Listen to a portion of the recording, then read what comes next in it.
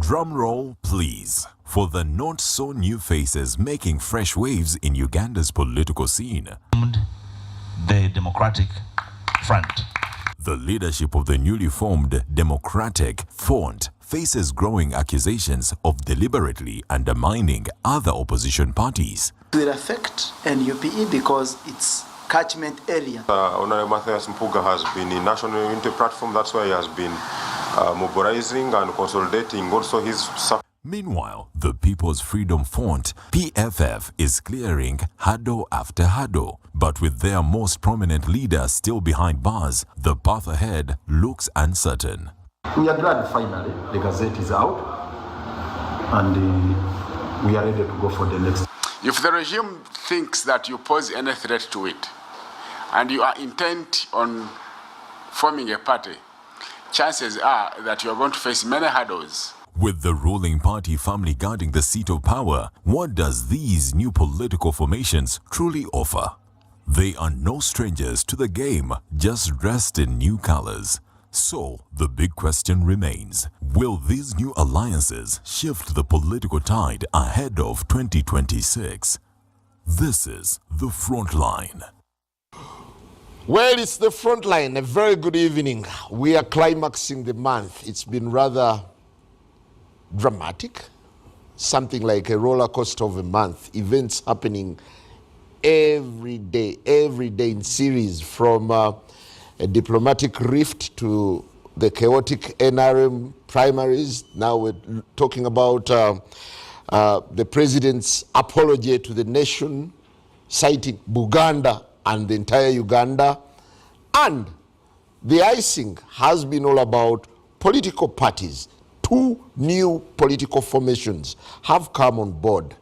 Do we look at them as new kids on the block or old wine in new bottles?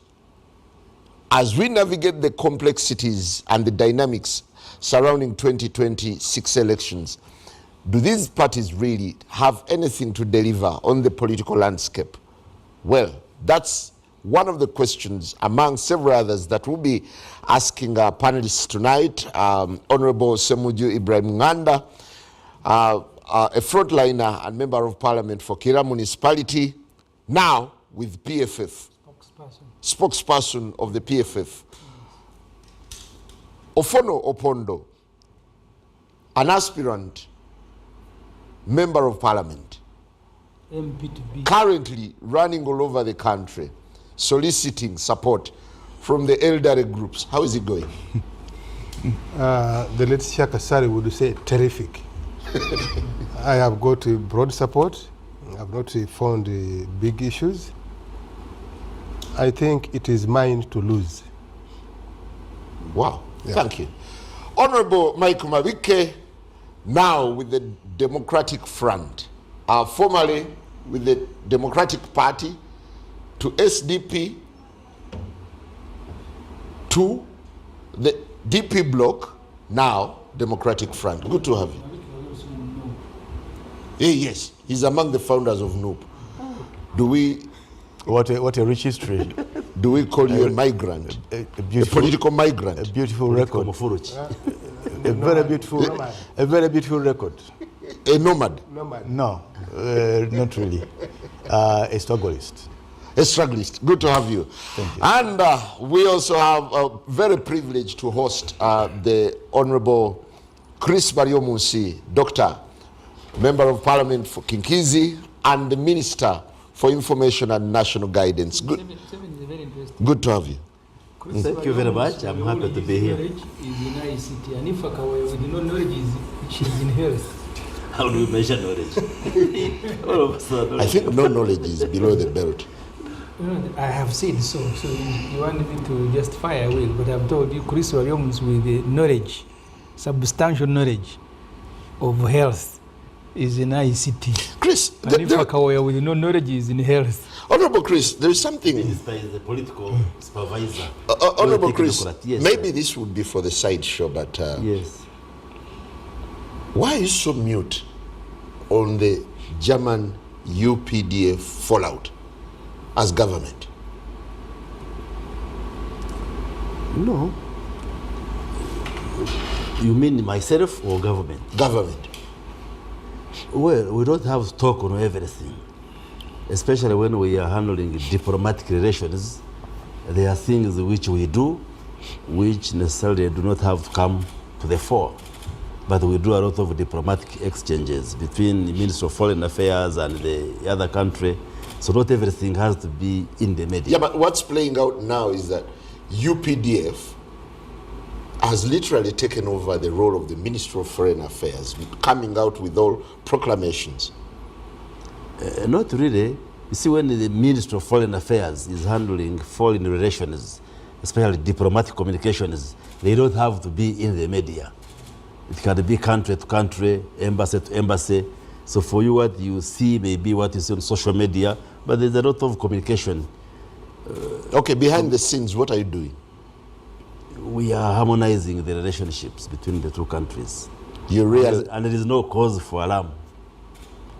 The relationship and the partnership between Uganda and the European Union and Germany has no crisis, is normal. Okay, to what extent do you find the exchange from the UPDF regrettable?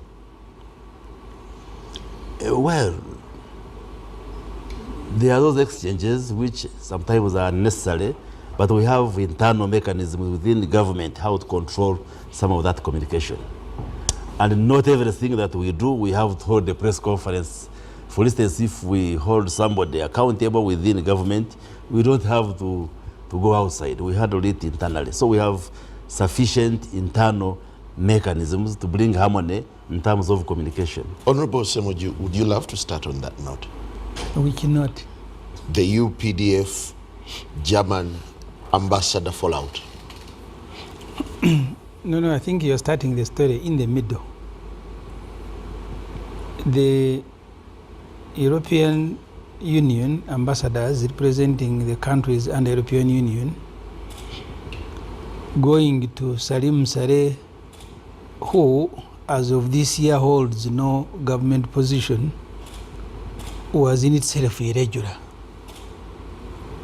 Because at the during the processing of the budget, all government departments are required to submit a list of human resource. The presidency submitted a list of human resource, including presidential advisors, and Saleh's name is no longer there. So as far as I am concerned, Salim Saleh holds no position. But the fact that... you want to say he's no longer a special presidential advisor? He is not, because the list is submitted. It's a requirement. There are others, he's not on the list. At least one that we have just processed in Parliament. So he holds no position. But the fact that the European ambassadors go to meet Salim Saleh tells you the story of where the country is at the moment. That this country is run by a family. The other day I asked the Speaker of Parliament, I saw some MPs and I said, I had requested the President to publish a list of his family members and the issues that they handle. Say that, you know, on this one I go to a daughter, on this one I go to a brother, on this one I go to the wife. Because for the ambassadors to go and meet someone who is not, and you are saying handling foreign affairs, which foreign affairs are they handled in the Guru? That they are not seeking an audience with the Minister of Foreign Affairs, but they are seeking audience with Salim Saleh in the Guru to discuss relations. That's why things have happened the way they are, because they were irregular from the word go, and they will continue being irregular. Okay, eventually we saw the UPDF breaking a huge statement. The UPDF as an institution has also disintegrated. You now have Muhoozi Kainerugaba, who sometimes speaks for himself, but sometimes he asks Chris Magezi to speak for him.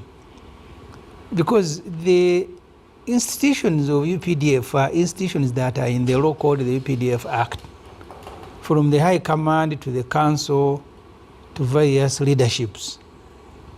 What ordinarily should come out of UPDF should be something it should be a decision taken by one of the institutions running the military.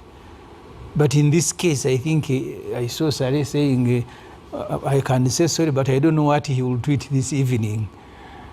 I mean, what is happening, what is playing out in the public is just proof that the UPDF as an institution has also disintegrated. You now have Moz Kainerugawa, who is the army. So when he speaks, that's why for you think it is UPDF. But that's the sad reality of Uganda. Well, you want to come in here with that's the sad reality of Uganda. There are two phrases we in political science use.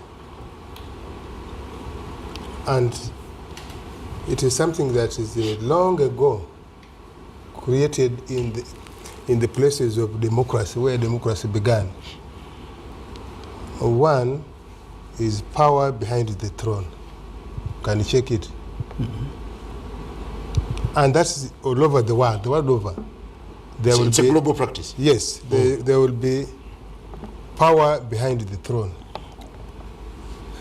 The ones who you don't see but drive things. And then there's another one, corridors of power. So if you put these together and you're a practitioner, you cannot ignore. You might find that Honorable Semuju is a member of parliament, but the people who drive parliament may not be the people who sit there. Things originate somewhere and come to parliament. And therefore, that should not be a strange thing, that there are many people in the country and outside the country who know if they have something they want from the government of Uganda, they will go via those people. Diplomats make a pilgrimage. Yes. And to power behind the throne. Yes. Okay. Only this year, we saw in America a man called Elon Musk. He has run away. A man called Elon Musk. In America, they were referring to him as the prime minister, non-elected prime minister of the US. And so you have seen what he has been able to do. And so if America can have somebody who works for the president, even when he's not in the Senate, even when he's not in the Congress, when he's not in the House of Representatives, in Britain, similar. You have just elected a new pope. Do you know who controls the pope? So this is the fact of political life, and another life, really, so to speak. Now,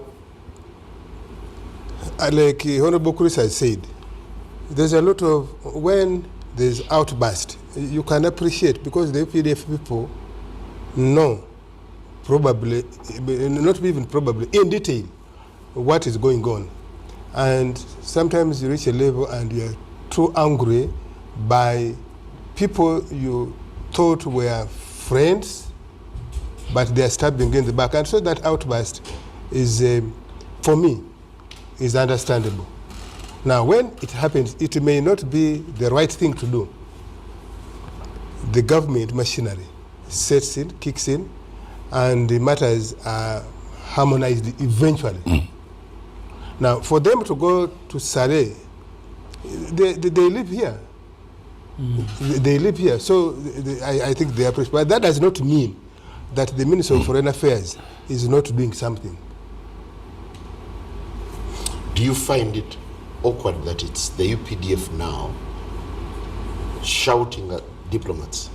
No, I don't find it awkward. This is not the first time. This is not the first time. Does it make it right? No, it is right in the circumstances, because they're the ones who know what they're dealing with. And in politics and international relations, you actually need a shock therapy. What do we see from the American president, for example? So things have changed in the world. Sometimes you need that shock therapy, because you see, these Europeans, for me, I have said elsewhere that their grandchildren of colonialists. These diplomats here, you see the Europeans one, they are grandchildren of colonialists, grandchildren of slave traders. They think we blacks, we Africans, don't have heads. And so you need that shock therapy for them, in my view. So that they say, oh, so we can be answered, we can be tackled rudely also. So it's tough love. Yes, you're spelling tough love for them. Yes, for me. And you know, the role I've been playing actually, I've been also doing a hard tackle. So I think we need that shock therapy for them to realize that Africans today are at a different level. You don't just lecture to us. Look at their double standard. And you see that's what angers people. Look at what they are doing in Palestine to the Palestinians. But they have audacity to come and lecture us on human rights. If I was still in the role I have been playing, I would have answered them probably in a similar way. I would have answered them in a similar way. But you have answered. So what they got was light. I think what they got was light. Honorable Mabike, your take on the standoff between UPDF and German. Simon, we don't need a lot of words to explain that circumstance. You know for sure that when diplomats come here, they don't only do diplomatic work, they also do intelligence. And Ofono is right when he says they live here.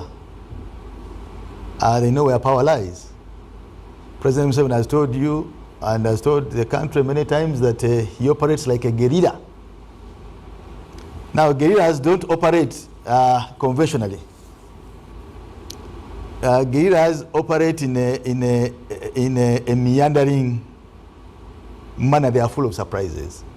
Now, it has always been the habit of the NRM to operate in a manner that they give you a position and you occupy it, but you are powerless.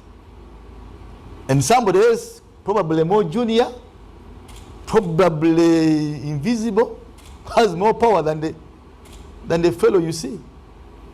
And I think the late Kazora in his book explained this situation very well.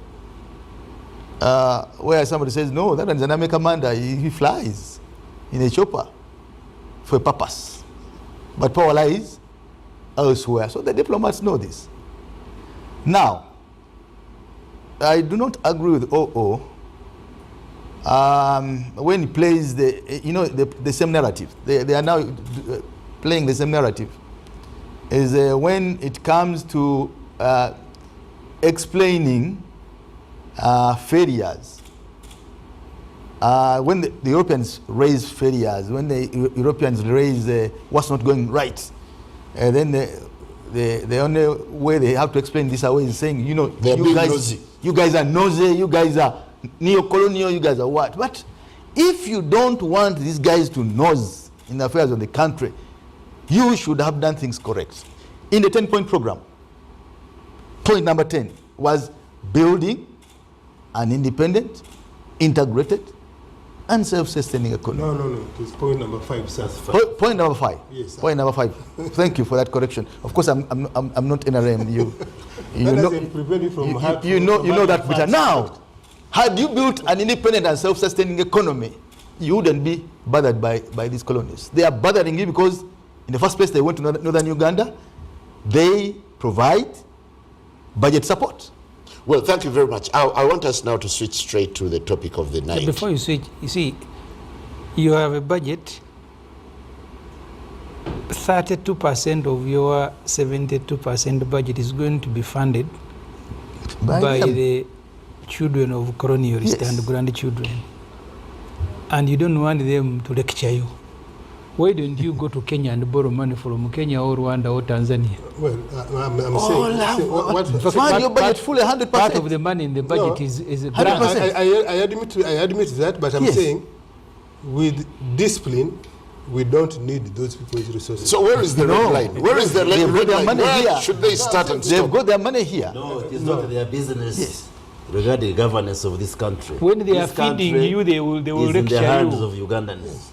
They cannot tell us how to govern. You see, the interesting thing. The way we don't tell them in their countries how to govern. One time. All countries borrow. You look at the amount of debt the US has. So don't intimidate us with the debts. Simon, one time. The fact that we get the money from IMF, World Bank is not an excuse for them to come. So you feel donors cross the red line when they get into issues of human rights abuses? When they start lecturing us as if we don't know what we are doing, as if they know everything, and for us who are blacks, we don't know. One time MPs went to meet the president over the sale of Uganda Commercial Bank, and they were very angry that late Mutevere had belittled them. In the meeting, he told them, even me, a whole head of state, I was summoned by a minister of state in the Britain and Kagame. And she told us, because this is not official visit, I will meet you at my hotel somewhere like Kengera. And he said, because we need the money, we had to humble ourselves. So I agree with Ofono. Publicly here, Chris and Ofono can posture. But behind they will be on their knees asking the children of colonialists. The answer is self-sustaining. Colonialists to help them. The Americans do not lecture to the Chinese because they are self-sustaining. They do not lecture to the Japanese because they are self-sustaining. They don't. Then the DA is in trouble. If you don't know that America tries to lectures to everyone. Still, Honorable Malike, I want to start with you. We now have a new kid on the block, that is the Democratic Front. Your low-key launch raised quite a number of questions. First of all, it suggests that either you are not as heavyweight as anyone would imagine. Wow. Do you think that was the launch occasion? No. That was the unveiling. That was a mere press conference to announce. The DF in the coming days, in the coming weeks, is going to be officially launched. So we are yet to organize, the public is yet to see that huge occasion where we launch the DF. It's quite unusual that the DF. There is a press conference where you have to cut a ribbon. Yes, yes, it is all that is ceremonial. But as you know, we have been in that process for quite some time. We took everybody by surprise, including OO. You know, last time when I was here, OO and Odongoto. We are saying, you know, now when you look at the political landscape of 2026, there are only two big bulls, NRM and NUP. I told them, no, it is too early. It is too early to make such a conclusion. And I think that the events that are unfolding are pointing to exactly that. There is a lot. No, but you've not caused any ripples yet. We don't see any. Just watch the space. Just watch the space. We did announce to the world, to the public, that we have a birth. One of the parties inside the DA. The DA has got three parties. Initially, it had three parties, actually. The first party was called the Green Partisan Party. The other party was the Social Democratic Party. The other was the PDP. And then it had civic formations, like Team My Leader and the DP Bloc. These are civic formations, non-registered. So the DA has got registered, is a platform of registered and non-registered formations. Now, informally, some of you and OO were raising issues which I want to formally respond to. What is the DF? The DF. Just a second, for the benefit of our viewers, DF morphed from the Green Partisan Party. Yes. According to the certificate that was issued. That's right. The certificate of registration. That's right. And what has it that you bought a political party? Not right, of course. Not true. The Green Partisan Party has always been part and parcel of the Democratic Alliance. It has been one of the registered platforms or parties on the DA platform. That is number one. Now, having three registered political parties in the DA of course, there are two tendencies inside the DA. The first tendency was people who think that elections are useless, we shouldn't participate. The other tendency is of people who say, no, elections are important. And there's no other way. If you want to make a bid to change, you go to participate. So those who want to participate are thinking about the following. One, they want to make a common platform. They want an organization that takes care of the interests of all the other registered and non-registered organizations. They also want a common symbol. So, among the three parties, now on the DA platform, we are ultimately going to unveil one single formation that is going to take care of the interests of all the other. Okay. We have called it a frontline organization. Some schools of thought have deemed DF as a group of disgruntled fellows. Of course, who, after falling out with the National Unity Platform, have started up their own How do you stop anybody? outfit. How do you stop anybody from having their own opinions? But those opinions to us matter less. What matters to us is the goal. The goal is to build a unified platform. The goal is to have a unified electoral platform. A goal is to have one common electoral agenda. The goal is to have one common symbol. And the goal is to have an organization that takes care of diverse interests. It's more or less like a movement. It is a broad-based formation that we are trying to build ultimately, and it answers a lot of questions. Of course, yes, the platform has many people who are coming from NUP. There are many people on the platform who are coming from the DP. There are many people who are coming from other parties. We will not stop anybody from participating, and you will not stop people from being aggrieved from any party. Honorable Chris Bariyumusi, what's your take on the new party on the block now? We can actually say two parties, DF and the PFF. Well, you see, on the register of the Electoral Commission, we have close to 40 parties that are registered. 26. How many? 26. 26, okay, whichever number. But many of them are not known. So now it has become a habit to go and shop and buy some of those moribund parties that are there and try to put some color on them. But many of these, with due respect, they may fail to thrive. There is a condition in the medical field, we call it failure to thrive. You give birth to a live baby, but the baby fails to grow even when you feed it. It just keeps losing weight. So you suggest their shelf life is limited? Is limited. So like DF, what would you say? PFF, you see, first of all, some of these parties, like you have said correctly, they emerge out of grievances, conflicts, fights, and they do not have a strong ideological ground upon which to rally members to follow.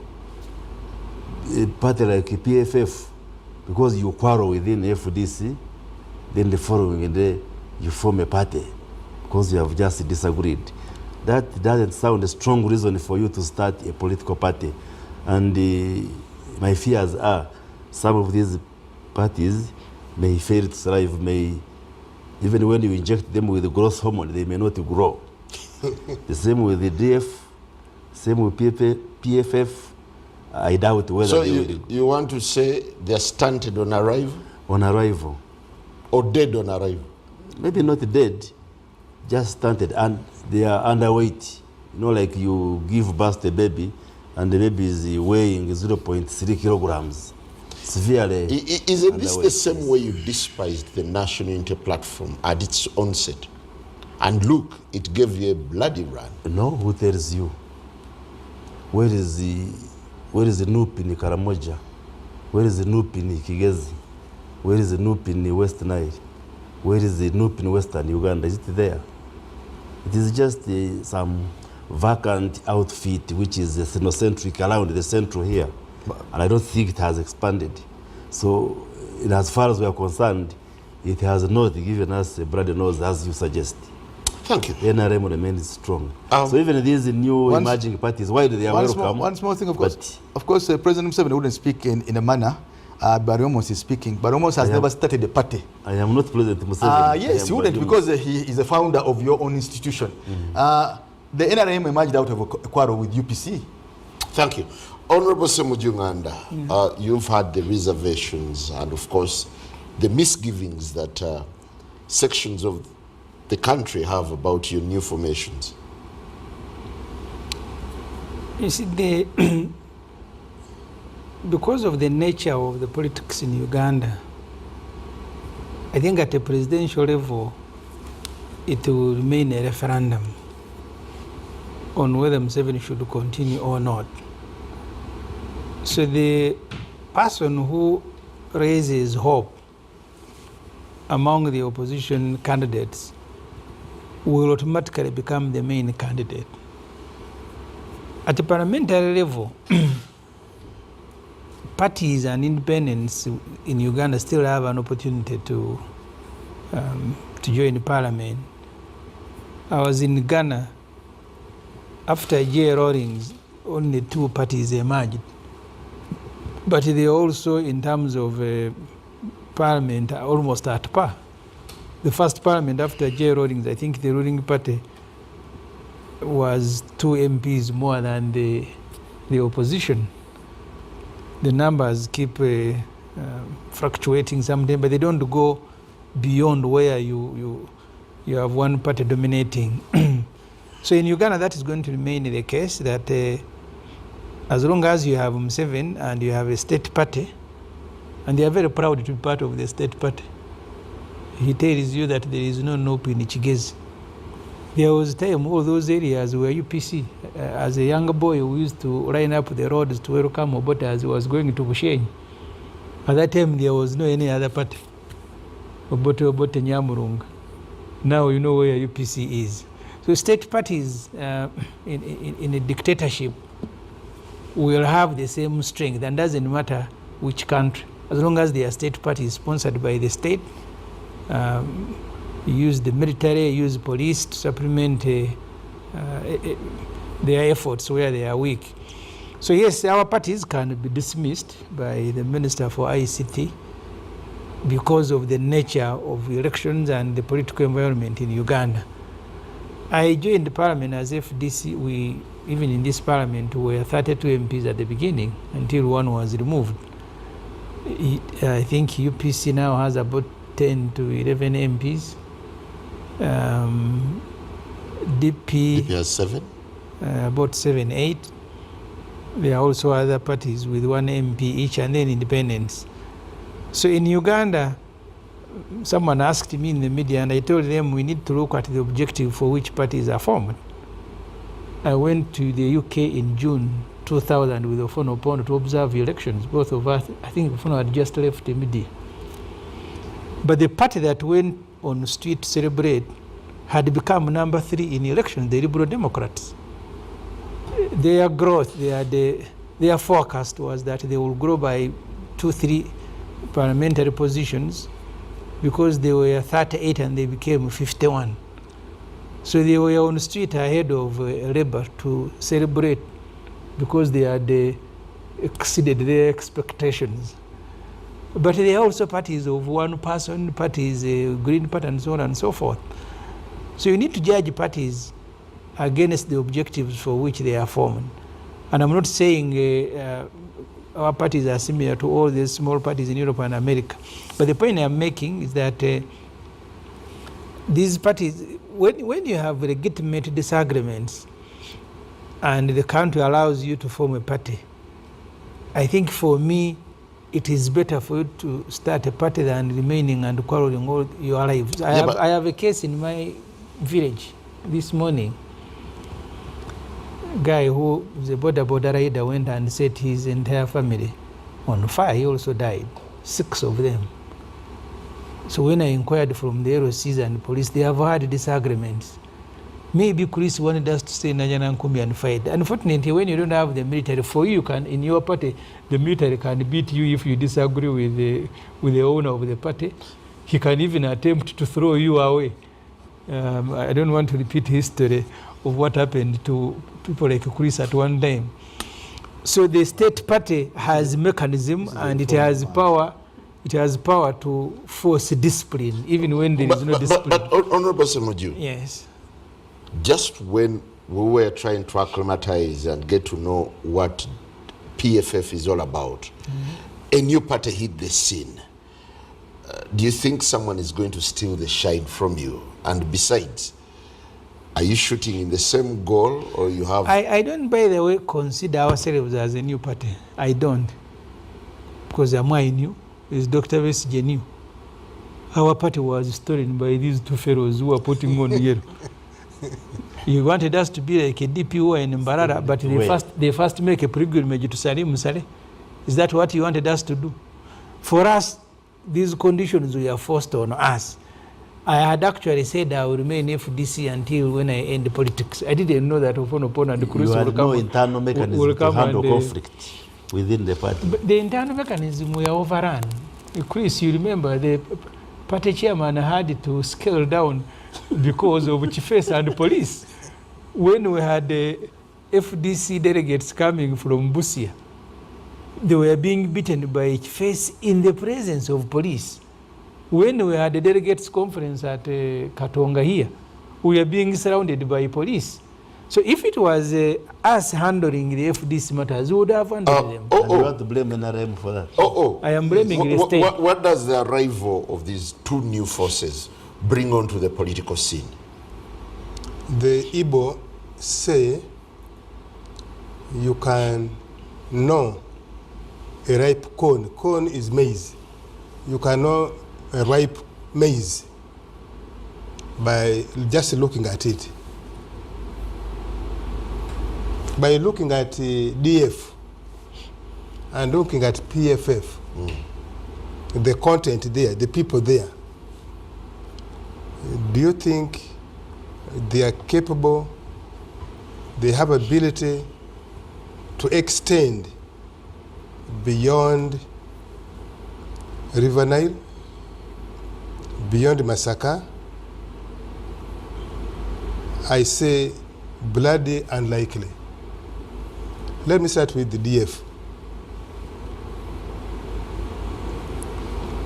All of them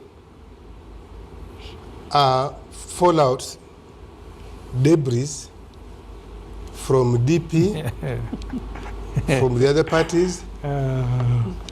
So we even have political debris. Yes, we have political debris. So I think it is a very, it is so now, it is simply, this show has no standard. Yes, it is simply, I said debris. What is debris? Yeah. Debris, broken pieces of something. Yes. I think they are being formed to secure immediately, first of all, to cleanse themselves of accusations from where they are coming. So you try to form a political party so that you cleanse yourself in the eyes of your former supporters, and if possible, keep your parliamentary seat. I think it is mainly meant for that. The people who are disagreeing in the NOP, the people who disagree with the NOP earlier, the recent fallout, they want to keep their parliamentary seat. So I don't think, oh yes, they can say what they want, what they're saying, but I don't think their real intent is to expand beyond their respective constituencies. Yeah, but the argument is that they are coming to breathe fresh air into politics. Why didn't they? Are they? Honorable Semuja said they are not new. Yeah, for us, we are not new. Do you really think that Honorable Mavika is coming to breathe freshness? I don't believe so. Even if I believe. Yeah, this is what you said. But it's okay. But it is also okay, like Chinua Achebe said, wrote in his book, I think things fall apart. The lizard that falls from high Iroko tree to the ground can praise itself if nobody is willing to praise you. So Honorable Mavike, my brother Mpuga, they are free to praise, to say we are coming to breathe freshness in the politics. But why are they in? Why are they in DF? Because they are running from somewhere. They are being chased. You know, they are on the run for the last 2 years now. Honorable Mpuga, my brother Mpuga. And so I don't give much attention to but they can keep their seat. In shooting them down, you seem to be elevating the National Unity Platform as the force that you're contending with. Then PFF, you remember when the disagreement broke out in the FDC, the people who are now in the PFF, what had they wanted first? They went to court, you remember? They first tried physically to go and grab the office of FDC in Najanankumbi. When they utterly failed, they went to court. You can play back. Honorable Sembuji here said they are going to dissolve FDC. They went to court. They fought over bank accounts. You remember signatory, who's the right signatory? They failed. Forming PFF was a last resort. How can they remain a little relevant? I think my brother, Honorable Semojo, is a good MP. And I think in his mind, and I said on this show, by the way, that he cannot be an independent. And I think this is simple information for him to be the spokesperson of, and also to help him hopefully keep his seat. And I would want Honorable Semojo to keep his seat because he's a good MP. Beyond looking at them as political survivors, and these the new teams that you feel, if there was an agenda to advance, they can't be new, because where they came from, they have been our adversaries. They have been our political adversaries who have been in a tangle with them, so they can't be new. Now, so in the form of impact, at least against NRM, I don't see. Now let me conclude with the question of NOPE. You said we dismissed. No, we didn't dismiss. We said NOPE was and is a wave. A wave can stay on for a while. And you are beginning to see that the wave is actually subsiding and also disintegrating as we speak today. First of all, it has failed in the last 4 years to expand beyond its original place. But there are no elections, so you want them to expand no, you don't expand just by election. You expand by people joining you from different... that's pretty odd. Chagulanyi has just been to northern Uganda, Hortings, Teso. Well, what did he get from there? Well, now let us wait and see. Two,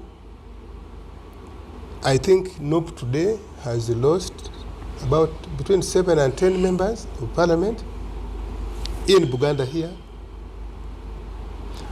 Losing in the sense that those who cannot speak for it in public, or those who have actually said, no, we are not part of you, or the one they themselves have discarded or are threatening to discard.